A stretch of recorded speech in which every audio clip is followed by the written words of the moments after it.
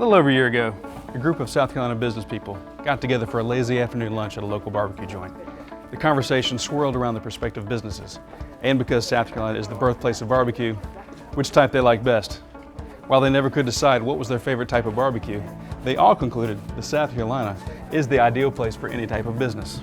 Still, there was debate as to why.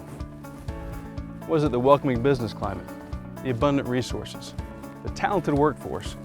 Was it the extensive transportation network? Or was it this amazing climate? The debate continued until one gentleman abridged the conversation and said, "Isn't it all these things that make South Carolina just right?" And thus, the South Carolina Just Right movement was born. Perhaps beginning here at Honda in Timmonsville, where 15 years ago, this global company chose to open its off-road manufacturing facility. They have access to ideal infrastructure, a committed workforce, and ongoing support from the government, the suppliers, and the community, all of which makes South Carolina just right. To date, Honda of South Carolina is the #1 producer of ATVs worldwide. They've built over 2 million, and now their 900 employees are building this new product, a Honda side-by-side multi-passenger vehicle. And speaking of multi-passenger vehicles, here in the Low Country, Boeing chose North Charleston in 2009 as its location for a second assembly line for their new 787 Dreamliner. It was an historic move by Boeing.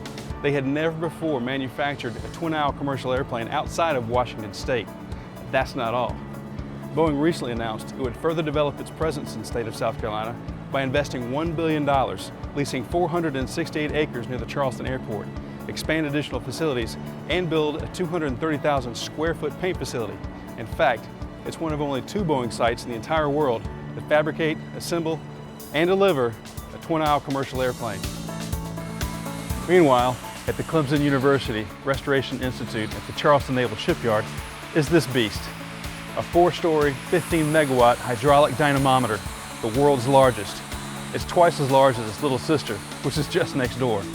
These rigs replicate the effects that hurricane-force winds have on a turbine's drivetrain, so manufacturers can see how well their products perform in the real world. This facility is just part of the reason why Charleston is second in the nation in wind energy manufacturing. Putting a new spin on business in South Carolina is Continental Tire.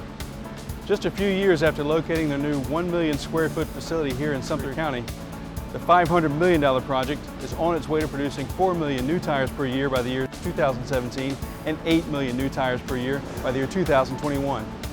This facility has created 1,600 new jobs. In all, the state has 3 tire manufacturers. It's no wonder that the state of South Carolina is the nation's #1 tire exporter. About 150 miles away in Greer is BMW's U.S. factory. Here, they build every X3, X4, X5, and X6 that's sold around the world.